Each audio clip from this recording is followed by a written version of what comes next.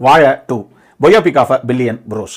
இந்த படத்தில் ஒரு ஹையர் செகண்டரி ஸ்கூலில் 4 பசங்க படிக்கிறாங்க. உண்மையை சொல்ல போனால் இந்த 4 பசங்களுடைய லைஃப் ஜேர்னி தான் இந்த மொத்த படமே. இதை விபின் தாஸ் எழுதி சவின் எஸ்ஏ அப்படிங்கிற ஒரு அறிமுக இயக்குனர் இயக்கியிருக்காரு. 2024 இதனுடைய முதல் பாகம் வாழை வெளியாச்சு. அந்த படத்துடைய சீக்குவலாக இந்த படத்தை இப்போ வெளிவிட்டிருக்காங்க.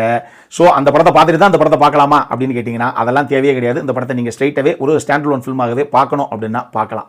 இந்த படத்தில் ஒரு சில விஷயங்கள் ரொம்ப நீட்டாக இவங்க அட்ரஸ் பண்ணியிருக்காங்க. உதாரணத்துக்கு ஸ்கூலில் இருக்கக்கூடிய அந்த ட்ரக் கல்ச்சர் அப்படிங்கிறது எப்படி இருக்குது, ஒரு டீச்சர் அப்படிங்கிற உங்கள் ஸ்டூடெண்ட்டுக்கு எந்த அளவுக்கு சப்போர்ட்டிவான ஒரு விஷயமாக பல விஷயங்களை அவங்க நினைச்சா பண்ணலாம். கேரள இளைஞர்கள் எல்லாரும் எதுக்காக கல்ஃப் கண்ட்ரிஸ் UK அப்படின்னு போய் செட்டில் ஆகணும் அப்படின்னு ஆசைப்படுறாங்க. அங்கே போய் செட்டில் ஆனதுக்கப்புறம் அவங்களுடைய லைஃப் எப்படி இருக்குது அப்படிங்கிற பல விஷயங்களை இவங்க அண்டர் கரண்ட்டில் பேசியிருக்காங்க. அது ரொம்ப அழகாகவே பேசியிருக்காங்க.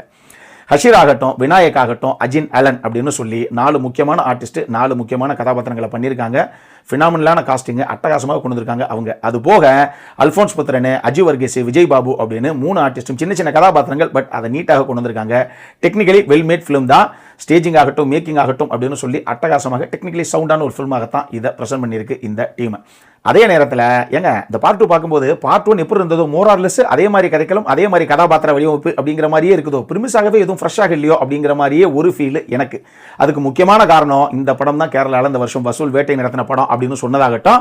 ஏற்கனவே எல்லாரும் இந்த படம் ஆகா ஓஹோ அப்படின்னு சொன்னதுனால தான் நான் அவ்வளோ பெரிய எதிர்பார்ப்போடு போய் பார்த்தேன். எனக்கு ஒரு மாதிரி ஒரு டீசன்ட் வாட்ச் தாங்க அப்படிங்கிற மாதிரி ஒரு ஃபீலை தான் இந்த படம் விட்டுச்சு.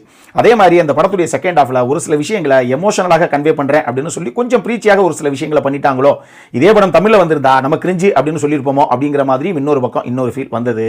படத்துடைய லென்த் 2.25 மணி நேரம் போடுது. அதுவுமே கண்டிப்பாக ஒரு 1/4 மணி நேரம் கத்திரி போட்டுருக்கலாம். கொஞ்சம் உளவலா குளவலான்னு தான் போயிருச்சு அப்படிங்கிற மாதிரி ஒரு ஃபீல் வந்ததுக்கு இந்த லென்த் அப்படிங்கிற ஒரு ஃபேக்டரும் முக்கியமான காரணம். நம்மளை பொறுத்தளவுக்கு பெரிய எக்ஸ்பெக்டேஷனோட போய் பார்க்காதீங்க. பட் பார்க்கணும் அப்படின்னா ஒரு நல்ல படம், ஒரு டீசென்டான வாட்ச் பார்க்கணும்னா பார்க்கலாம். அடல் கனடா பொறுத்தளவுக்கு இந்த படத்தில் ட்ரக் ரிலேட்டடாக ஒரு சில விஷயங்களை பசங்க கிட்ட பேசுகிற ஒரு கதாபாத்திரம் கிட்டத்தட்ட கொஞ்சம் ஒரு அடல்ட் ரிலேட்டட் விஷயங்களாகத்தான் பேசுது. அதனால் அதை மைண்டில் வச்சுக்கோங்க. மற்றபடி US16+ங்கிற கேட்டகரியில் இந்த படத்தை வைக்கலாம். இந்த படம் ஜியோ ஹாட்ஸ்டாரில் தமிழ் டப்பிங்கில் அவைலபிளாக இருக்குது. பார்க்கணும் அப்படிங்கிறவங்க பாருங்கள்.